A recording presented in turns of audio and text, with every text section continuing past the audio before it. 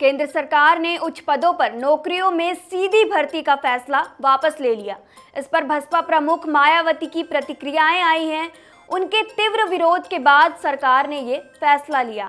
वहीं सपा प्रमुख अखिलेश यादव ने कहा कि पिछले दरवाजे से आरक्षण को नकारते हुए नियुक्तियों की साजिश आखिरकार पीडीए की एकता के आगे झुक गई। मतलब ये है कि फैसला केंद्र ने वापस लिया, लेकिन सपा प्रमुख अखिलेश यादव और बसपा प्रमुख मायावती खुद इसका क्रेडिट ले रहे हैं। आरक्षण में वर्गीकरण के मुद्दे पर बसपा ने बंद का समर्थन किया तो अखिलेश यादव ने भी समर्थन में पोस्ट लिखी। बात यहीं तक सीमित नहीं है। आरक्षण से जुड़े हर मुद्दे पर मायावती और अखिलेश यादव आक्रामक नजर आ रहे हैं। आखिर क्या वजह है कि आरक्षण के मुद्दे पर दोनों के सुर एक हैं या दोनों के बीच एक रेस लगी हुई है कि दलितों और पिछड़ों का ज्यादा हितैषी कौन है? आखिर इस मुद्दे के जरिए मायावती और अखिलेश कौन सी राजनीति साधने की कोशिश कर रहे हैं? आपको बताते हैं कि इस मुद्दे के जरिए सपा ने बसपा के वोट बैंक में सेंध लगाने की कोशिश की है। इस पूरे मुद्दे को समझने के लिए पिछले लोकसभा चुनाव से पहले की स्थितियों और नतीजों पर गौर करना जरूरी है। यूं तो संविधान और आरक्षण बसपा का अहम मुद्दा रहा है, लेकिन पिछले लोकसभा चुनाव से पहले सपा ने कांग्रेस के साथ गठबंधन करके पीडीए यानी कि पिछड़ा दलित अल्पसंख्यक का नारा दिया।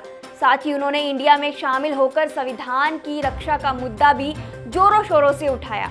तब तक मायावती को ये भी उम्मीद नहीं थी कि सपा का ये दाव इतना ज्यादा कारगर होगा।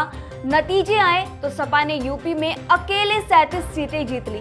साथ में कांग्रेस को भी 6 सीटों पर जीत हासिल हुई और बसपा का सफाया हो गया। वोट प्रतिशत भी खिसक कर 9.37% पर आ गया। इससे साफ हो गया कि बसपा के दलित वोट बैंक में बड़ी सेंधमारी हुई है। इसके साथ ही लोकसभा चुनाव में करारी हार के बाद से ही बसपा आगे की तैयारी में जुट गई। तब से उसकी एक ही कोशिश है कि किसी तरह अपना दलित वोट बैंक वापस लाया जाए। इसके लिए मायावती को मुद्दे की तलाश थी। इस बीच सुप्रीम कोर्ट ने SC/ST आरक्षण में वर्गीकरण पर अपना मत दिया। उन्होंने कहा कि राज्य सरकारें चाहें तो ये वर्गीकरण कर सकती है। मायावती ने तुरंत इस मुद्दे को लपक लिया। सबसे पहले उनकी प्रतिक्रिया आई। इसे पूरी तरह से गलत ठहराते हुए उन्होंने भाजपा के साथ ही सपा, कांग्रेस सहित अन्य पार्टी को भी घेरना शुरू कर दिया। वह संसद में संविधान संशोधन लाने की मांग पर अड़ गई। इस मुद्दे पर उन्होंने 2 बार प्रेस कॉन्फ्रेंस भी की और साथ ही सोशल मीडिया के जरिए कई बयान दिए।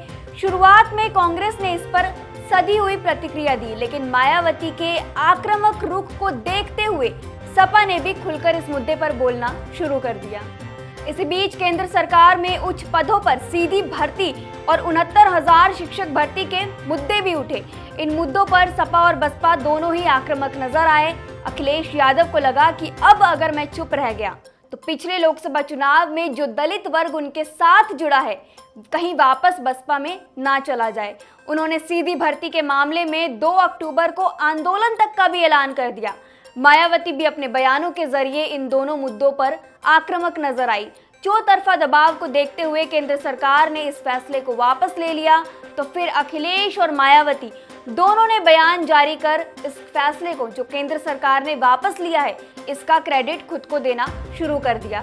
दोनों ने कहा कि उनके दबाव के कारण ये फैसला वापस लिया। यानी एक तरफ मायावती कह रही है कि मेरे कारण ऐसा हुआ, तो दूसरी तरफ सपा प्रत्याशी सपा प्रमुख अखिलेश यादव ये कह रहे हैं कि ये पीडीए की ताकत है जो केंद्र सरकार ने फैसला वापस लिया।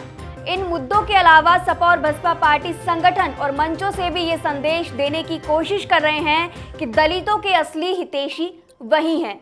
बसपा ने लोकसभा चुनाव के बाद कमेटियों को नए सिरे से गठन किया। उनमें भी साफ झलक देखने को मिली कि दलितों को ज्यादा तवज्जो दी जा रही है। वहीं अखिलेश यादव भी लोकसभा चुनाव के बाद फैजाबाद के सांसद अवधेश प्रसाद को आगे बढ़ाने में जुटे हुए हैं। संसद से लेकर सार्वजनिक मंचों तक वह अवधेश प्रसाद के साथ नजर आए हैं।